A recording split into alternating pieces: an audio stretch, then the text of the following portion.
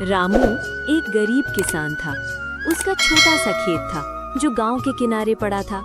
खेत की मिट्टी सूखी रहती थी और पानी की बहुत कमी थी। फिर भी रामू रोज सुबह सूरज निकलने से पहले उठता, बैलों के साथ खेत में पहुंच जाता और पूरी मेहनत से काम करता। गांव के लोग अक्सर उसका मजाक उड़ाते थे। इतनी मेहनत से क्या मिलेगा? तुम्हारा खेत तो कुछ उगाएगा ही नहीं। रामू चुपचाप सब सुन लेता, लेकिन उसका विश्वास कभी नहीं टूटा।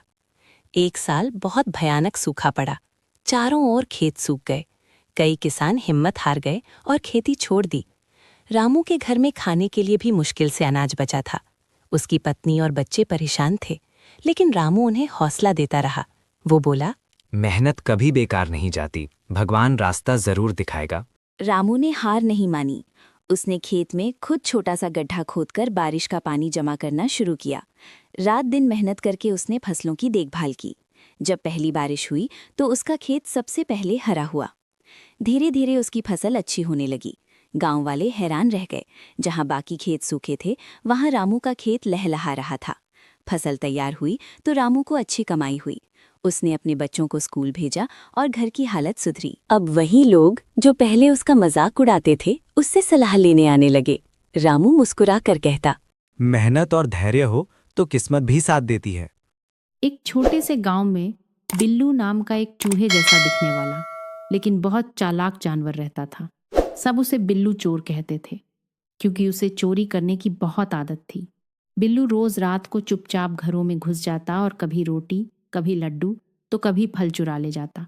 सुबह होते ही गांव वाले कहते, अरे, फिर से बिल्लू चोर आ गया। गांव के बच्चे बिल्लू से बहुत परेशान थे। एक दिन बच्चों ने मिलकर तय किया कि अब बिल्लू को सबक सिखाना पड़ेगा, लेकिन मारना नहीं है, बस समझाना है। बच्चों ने एक योजना बनाई। उन्होंने एक घर के आंगन में एक बड़ी थाली रखी जिसमें बहुत सारे लड्डू थे, लेकिन थाली के नीचे उन्होंने घंटी बांध दी। रात हुई, चांद निकला। बिल्लू चोर दबे पांव आया और बोला, आज तो दावत है। जैसे ही बिल्लू ने लड्डू उठाया, टन टन टन घंटी बज गई। सारे बच्चे जल्दी से बाहर आए। बिल्लू डर गया और भागने लगा, लेकिन फिसल कर गिर पड़ा। बच्चों ने उसे पकड़ा और प्यार से कहा, बिल्लू, चोरी करना गलत है। अगर तुम्हें भूख लगती है तो मांग लिया करो। बिल्लू की आंखों में आंसू आ गए। उसने कहा, मुझे माफ कर दो, मैं बहुत भूखा था। बच्चों ने उसे खाना दिया और कहा, अब से चोरी नहीं करना, हम तुम्हारे दोस्त हैं। उस दिन के बाद बिल्लू ने चोरी छोड़ दी। अब वो बच्चों के साथ खेलता था और सब उसे प्यार करने लगे।